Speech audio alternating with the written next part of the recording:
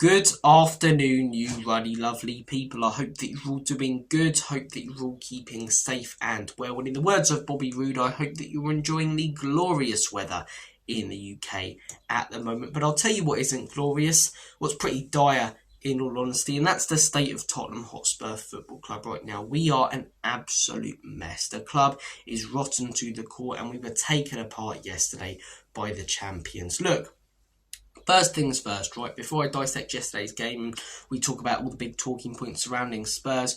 Credit where it's due to Liverpool, right? They are the deserving champions. They've been the best team in the Premier League this season. Yes, Manchester City have fallen off, but they've taken advantage of it. It's Arne Slot's first season. A lot of people said it's going to be a rebuild season. A lot of people were predicting them to finish fourth, maybe even fifth, and to go on and win the league title so comfortably. Credit where it's due. Arne Slot's done a fantastic job. A lot of their players have really stepped up. McAllister is someone who's really caught my eye. Maybe doesn't do the flashy stuff that a Salah does, but he's been so good this season. I just mentioned him. Salah as well, though, had a fantastic season. He's ageing, but doesn't seem to be showing right now. Diaz as well, you know, their attacking options, their defence, very solid. And it's not like it's been plain sailing for Arne Slot or Liverpool as well. You've had all the stuff about Trent, as I say. You've had injury problems here and there. So they've dealt with the issues that they've faced so well this season. They've played the cards that they were dealt.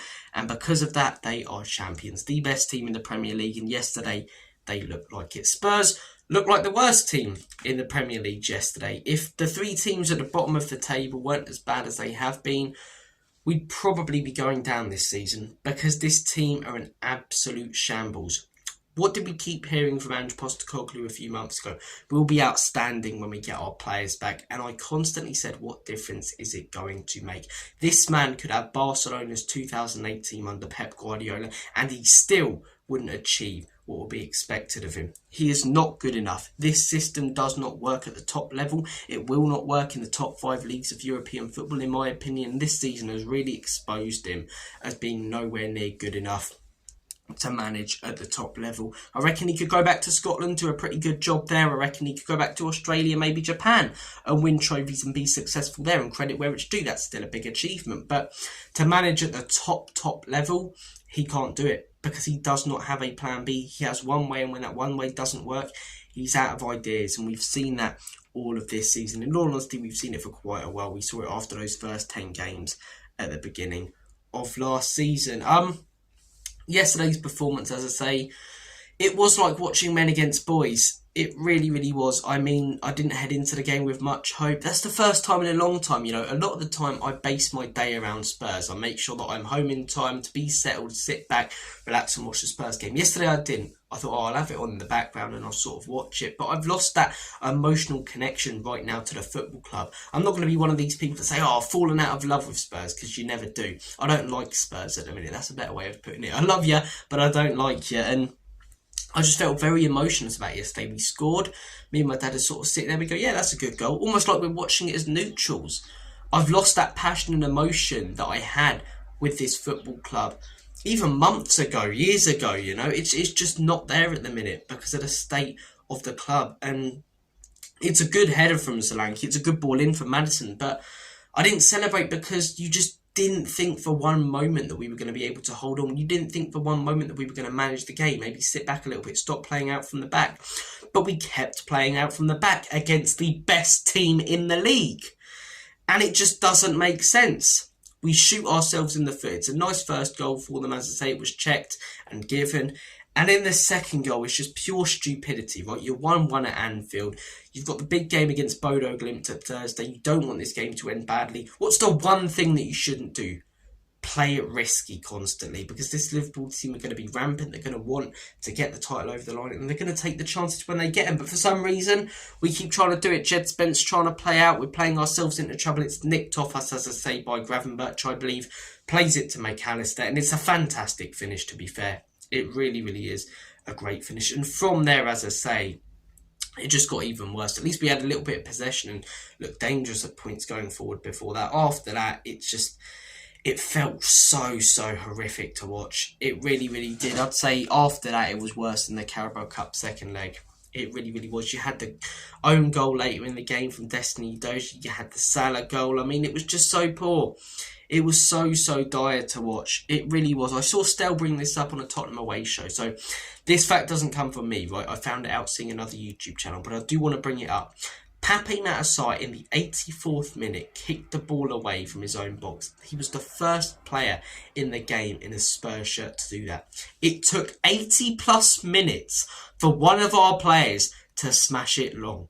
At Anfield, that is not persistence and stubbornness. That is stupidity. Why would you do that? I just can't comprehend. It's just like this manager keeps persisting with this way that he thinks will work, and week after week he's seen us get torn apart and keeps going with it. It's almost like, no, it will work. It will work. Ange, give it up, mate. Put your pride to the side. Your system doesn't work at the top level. Switch it up occasionally, but he refuses to, and we get taken apart week after week. You know?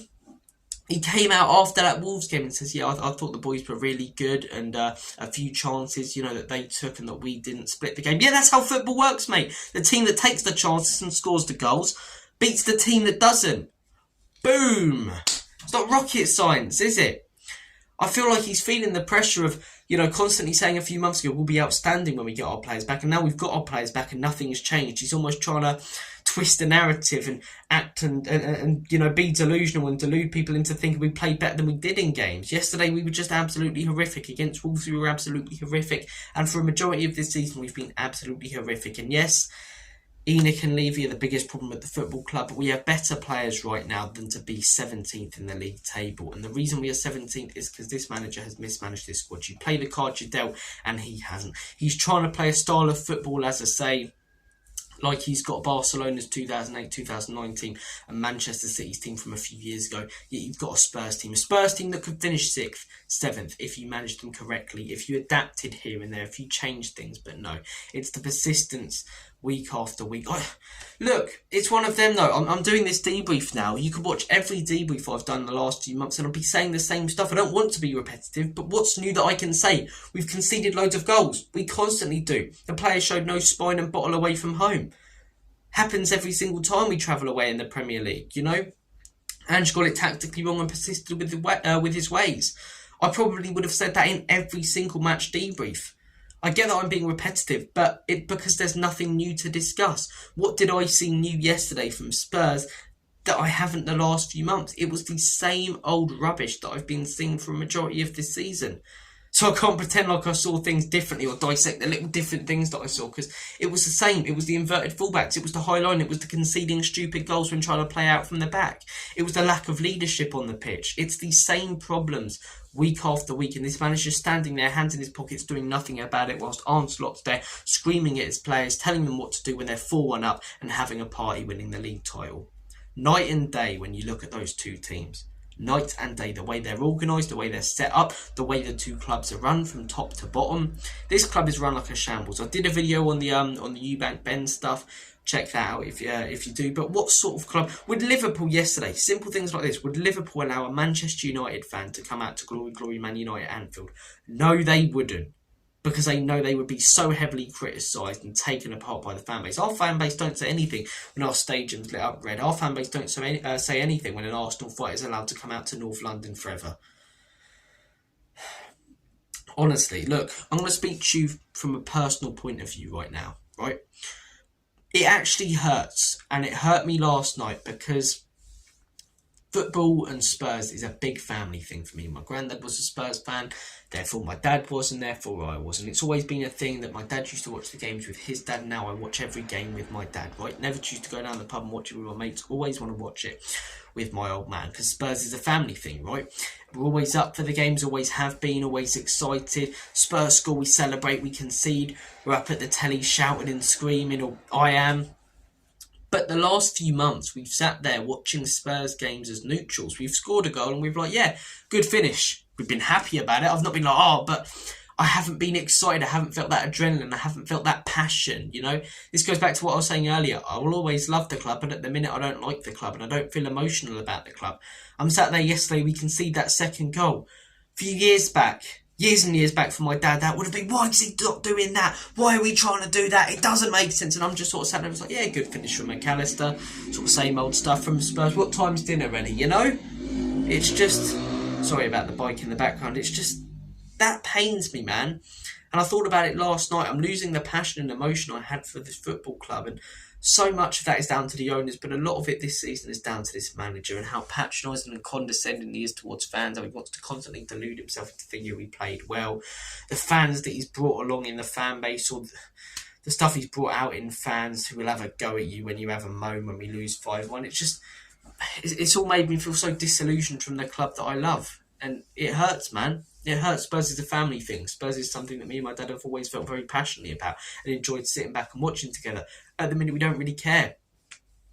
Flicked off for about 30 minutes yesterday and watched the end just because it was on. It's a sad state of affairs at the minute when it comes to Tottenham. It really, really is. Look, I can't even talk about any positives from yesterday because there weren't any. I can't think of one player that stepped up. Actually, if I could pick out one positive, it was a good header from Solanke, good cross from Maddison. All eyes now on that Bodo Glimt game. Can I see us winning the Europa League? Yeah, I can, because Bodo Glimt in the semis. It's a game we should be winning, not one where, we could win. No, it's a game we should be winning, a tie we should be winning. And then Man United in the final, if we get them, we've beaten them a few times. Bilbao, I get it's in Bilbao, but they're hardly world beaters, are they? So I can see us winning it. We can win it. But would I put money on it right now? Do I wholeheartedly believe that we're going to? No. How can I when I'm seeing this absolute mess of a football club serve up dross to me week after week?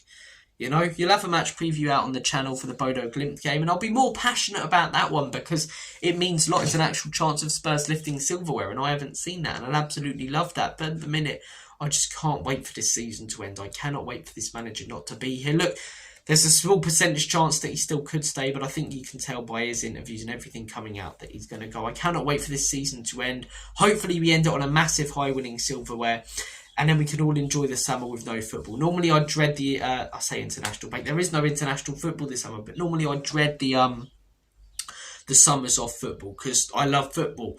But no football and no Spurs for a few months right now, and hearing some news about a new manager, I can't think of much that sounds better, in all honesty. I really, really can't. Look, guys, I'm going to make like a banana and split. Take care of yourselves. All the best. God bless. Have a smashing day.